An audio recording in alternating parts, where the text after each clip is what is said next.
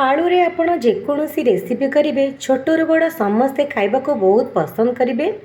आज मु आपण मान सहित शेयर करी साउथ इंडियन एक डिश आलू सागु। यहाँ आलू रे तैयारी होता है, खाइबा को बहुत बढ़िया भल लगी था। ये गोटे तरकारी सबुथिरे जमी थाए, रुटी परोटा इडली उपमा डोसा भात पूरी सबुथिरे आपण खाई परिबे। आ जेहेतु एटा आलू रे छोटू बड़ समस्ते पसंद करेंगे खाइबा आउ करवा बहुत इजी घरे थिबा जिनस रे होता है।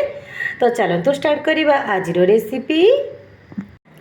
नमस्कार, जय जगन्नाथ। मु रोजालिन मो होम फूड चैनल को आपण समस्त को स्वागत करुच्ची। आज रेसिपी पाई आमको यही सब इंग्रेडिएंट दरकार।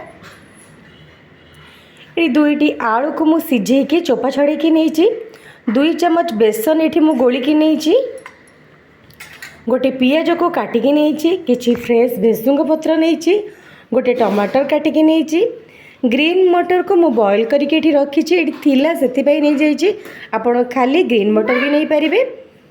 धनिया पत्र काटिकी नहीं, सुखिला लंका कंचा लंका नहीं, जदि छोट पिला करूँगी तो कंचा लंका स्किप करें। बुट डाली नहीं, जीरा सोरिष नहीं, हलदी नहीं, टेस्ट अनुसार लुण नहीं। एबे चलतु रेसिपीटी स्टार्ट करिबा। ये आलू को आम हाथ रे एमती खंड खंड कर नेबा। ये रेसिपी रे आलू को एमती ही करा जाता है, ना कटा होता है ना चकटा जाता है। देखि पारुथिबे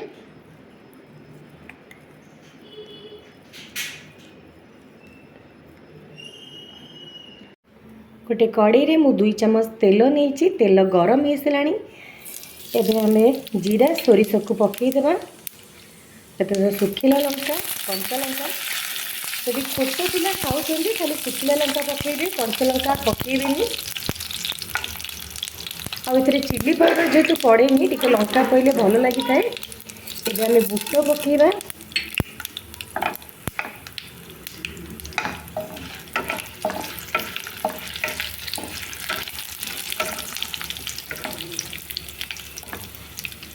बुट हल्का भाजी हो गले आम भेसुंग पत्र पकईबा।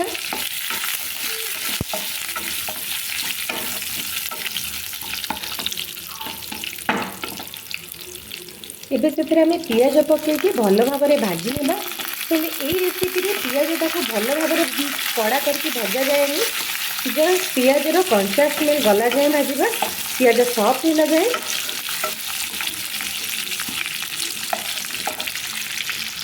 एबे हमें से टमाटर पकईदेवा,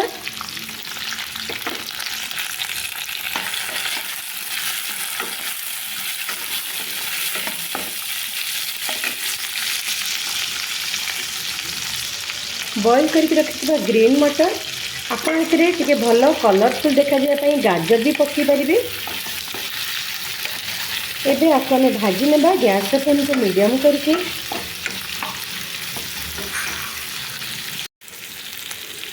हल्का भाजी हो गलानी। एबे हम एथिरे हलदी पकईबा, टेस्ट अनुसार लुण पकईबा,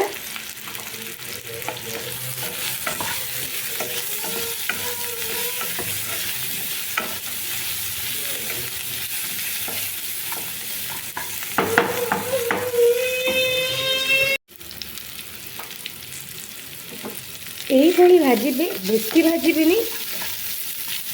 एबे आथरे हमें पानी देदेबा, गैस फ्लेम को हाई करदे भल भाव में फुटिबा पई। सब भल भाव में एठी फुटिलाणी। एबे आथरे हमें बेसन ऐड करिबा। बेसन ऐड कर सारा पर कंटिन्यूअसली गोलेबे, ले बेसन ठीक है कि लगे जीवो। आ पानी भी से अनुसार देथिबे। एबे हम से आलू पकईबा,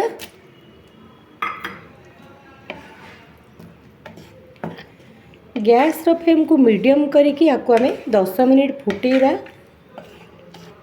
बेसन कंचा स्मेल पड़ेबो। नले जदि आप बेसन को भाजिकी गोलिकी भी नौकरी सेटा भी बहुत बढ़िया हम।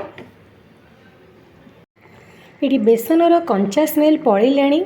आपण यहाँ कला बेले टिके चाखी देबे, जानी परिबे। एबे आम से धनिया पत्र ऐड करके 1 मिनिट फुटेदेबा।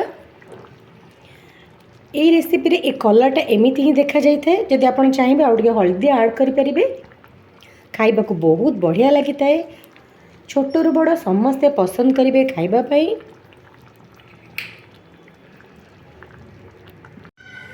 ଆଳୁ ଶାଗ ଖାଇବା ପାଇଁ ଆମର ଏବେ ରେଡ଼ି। ନିଶ୍ଚୟ ଥରେ ଘରେ ବନାନ୍ତୁ, ଦେଖିବେ ଖାଇବାକୁ ସମସ୍ତେ ପସନ୍ଦ କରିବେ ଛୋଟରୁ ବଡ଼। କେମିତି ଲାଗିଲା ମୋତେ କମେଣ୍ଟ ମାଧ୍ୟମରେ ଜଣାଇବେ। Thank you.